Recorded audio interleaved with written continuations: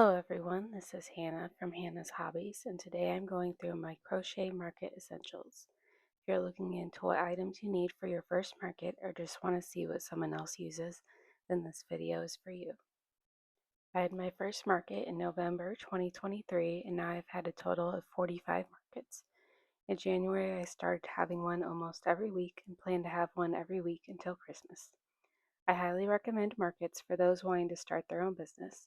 You get to meet your customers in person and interact with them, get feedback on your products, and you can make lots of sales in one day at a good market. Selling at markets allowed me to quit my office job last year and run my business full time, so I'm very grateful for them. When you're deciding what items you need for your first market, it's kind of up to you how much you want to spend. If you just want to try one out and aren't sure if you're going to want to do another market, it's likely that you could gather most of the items you need from what you already have and from borrowing from people you know.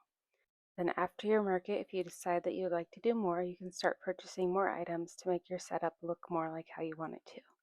Before my first market, I had an idea of how I wanted my setup to look and knew that I would be doing several markets, so I was alright with spending money to get the items I felt like I needed. For most vendors, their setup evolves as they do more markets and figure out what works for them, so you can keep that in mind as you're deciding what items to get. One of the most essential items besides your inventory that you'll need is tables. The majority of markets have a 10-foot by 10-foot space to set up. This space can vary by market. The organizer should say what size space you're getting when you apply for the market. Before you go to the market, it's also important to know how they handle tables. I've had one market that provided an 8-foot table, and that was what they wanted you to use. I've been to several markets where tables could be borrowed or rented for the market. In a lot of markets, I have to use my own tables. Some vendors like borrowing or renting tables so they don't have to worry about bringing their own, but I prefer to bring my own. My current setup for a 10-foot by 10-foot space is two 6-foot tables in an L shape, with one table facing where customers are walking by, mostly for my smaller plushies, and a table on the side, mostly for larger plushies. I had a few markets with 12 by 6-foot spaces that I can put my tables in a line next to each other. This is my favorite setup because people walking by can see everything on both tables. For your tables, you will need some type of tablecloth. I've tried 3 different styles. The first were spandex that have a little pocket to put each leg of the table in, but I didn't like that these don't go all the way down to the ground in the front. Were kind of see-through, so customers could see my bins and other things I had on the tables. It could be kind of difficult to get my big bins out from under the table when the cover was on, and the pockets that hold the tablecloth on can get worn out over time, so you either have to try to fix them or get new tablecloths. Next, I tried tablecloths that were just one big piece of fabric, and I'm not a fan of the corners on these, because if you left the tablecloth how it was, then the customers would accidentally step on the fabric on the floor. Then I tried tucking the corners in, but that didn't always look the best, and if I needed to get something from under a table, they would become untucked. After I had enough of dealing with those, I tried fitted tablecloths, and these are my favorite. I don't have to deal with corners or there being a bunch of fabric on the ground, and they are super easy to put on. All you have to do is make sure that you have the sides lined up right and adjust it a little, and you're good to go. Next is something to sit on during markets. I started with 2 folding chairs, which were nice because they can lay flat in my car, but when I started outdoor markets and changed my layout, I switched to metal bar stools that I had. I like that with these, I can easily switch between sitting and standing, and I'm sitting higher up. I usually sit during the beginning of the market or other times when it's slower, then will stand when it's busier.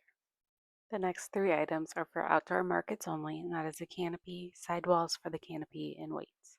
For the majority of outdoor markets, you're going to want a canopy to help protect you and your items from the sun and rain. I use a 10-foot by 10-foot canopy that's really easy for me to set up and take down by myself, and 2 of the legs have wheels so it's easier to transport. For canopies, you can get sidewalls for more weather protection. These are also good if you have outdoor markets where you're leaving your canopy up overnight. You can put up all 4 walls to enclose your belongings. I have sidewalls that are all white and ones that are clear. There are some vendors that like to have certain walls up all the time during markets for various reasons, but I like being able to see everything around me and getting the airflow. For weights, most vendors use either disc weights that are filled with cement or sandbags.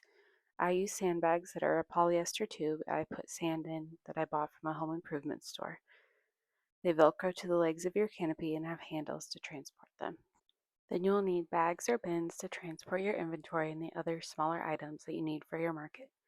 I use large plastic moving bags for all of my plushies. Right now I use 2 for large plushies and 1 for small plushies. For the small plushies, I use gallon and 2-gallon reusable bags to keep the plushies organized by what they are so it's easier to set up and see how many I have of each item. For my other items, I use 2 big storage bins. Something that I have found super helpful is a cart, especially when you have a market where there's a long distance between your vehicle and your market spot. You don't want to be making 20 trips to be transporting everything.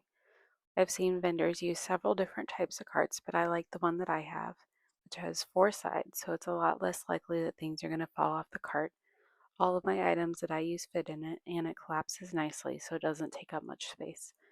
I've used this cart for all of my indoor markets. For the majority of my outdoor markets, I'm able to drive up right next to my spot and unload my stuff, but I still like bringing the cart in case I need to leave early for some reason.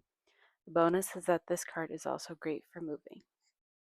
All of my small plushies go in clear containers at my markets. Really like using clear containers so it's easier for customers to see the items as they're walking by and for little kids to see. I have short 6-inch by 9-inch that work really well for the plushies that I don't have a lot of varieties of, like my strawberries. I also have taller 7.5 by 11 containers that are good for the small plushies that I have a lot of varieties of. For small plushies, I use price signs. I print out the prices on cardstock and cut them out into circles. Then I use these clips to attach them to the clear bins. There's a smaller clip for the price sign and a larger clip to clip onto the bin. For large plushies, I use price tags. I print out the tags on cardstock, use a circle punch to make them the perfect size, use a hole punch to make a spot to tie thread through, then use a thread to tie the tags on. I use plastic picture frames for my larger signs. I have one with information about payments, one for the cozy crochet clothes I designed, one that says be right back, and 2 with QR codes that lead them to my social media and website if they want to see what other items I make. I put most of my large plushies on 2 collapsible metal shelves. They're stored flat, then it only takes about a minute to get them ready to put plushies on. I'm able to fit a lot of plushies on these, and I like that the shelves have a bar that goes across the back that I can lean the plushies on. For my keychains and scrunchies, I use 2 small metal pegboards, and I bought extra pegboard hooks for them. I can easily fit 12 hooks on one pegboard, then I can clip my price signs to the top of them. I also use expandable shelves to put either pegboards or bins a little higher up so it's easier for customers to see things on the table. Before I move to a 2-table setup, I use these clear tiered shelves for some of my smaller plushies. I like that they make it easy for customers to see the items and they don't have to go through a bin. I've started offering plushie mystery boxes, so I use these 3-inch by 3-inch boxes for those. I highly recommend bringing business cards to markets. These are great if customers want to check out your social media or website later. Sometimes they need to think more about what they would like to purchase or will plan to buy something in the future for a birthday or holiday. I have business cards on both of my tables for customers to grab and plushie care cards that I can put into customers' bags with their purchase. I put all of the cards into clear business card holders like this. I also highly recommend making a banner or having one printed for you. I have 2 36-inch by 24-inch banners that I connect to my tablecloths with safety pins on each corner. Some markets will have rules requiring that you have a sign with your business name. It's also good practice to have signage so your customers can easily know the name of your business and for brand recognition. Sometimes your banner can also be a conversation starter. I've had customers come up to my booth and ask if I'm Hannah because they saw my banner.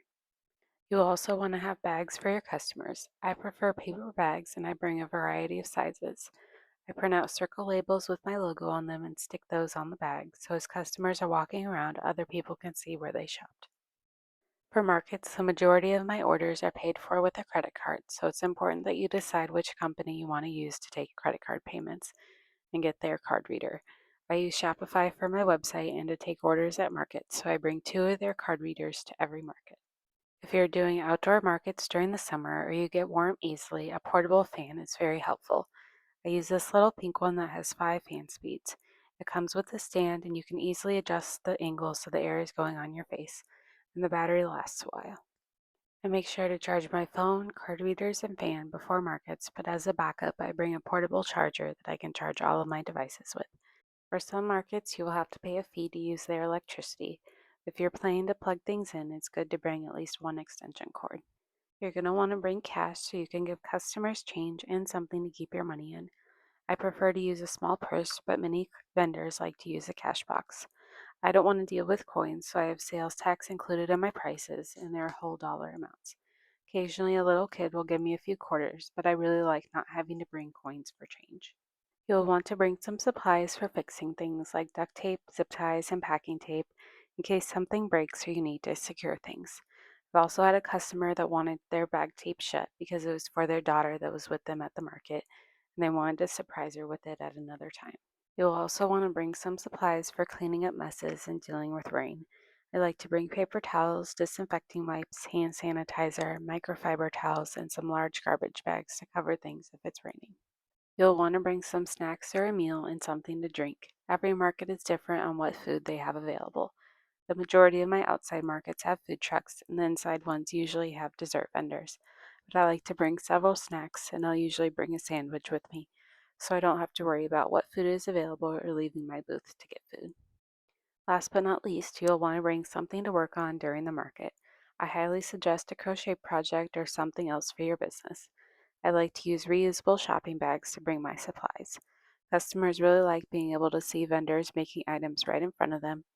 It can invite some conversation because people can ask you what you're working on, and it reminds customers that your items are handmade. That is all I have for this video. I hope you found it helpful and have a better idea of what you need for your market. I wish you luck and want to remind you that each market is a learning experience. If you don't get as many sales as you would like at your first market, but you enjoyed the experience, I encourage you to try another one and see how it goes.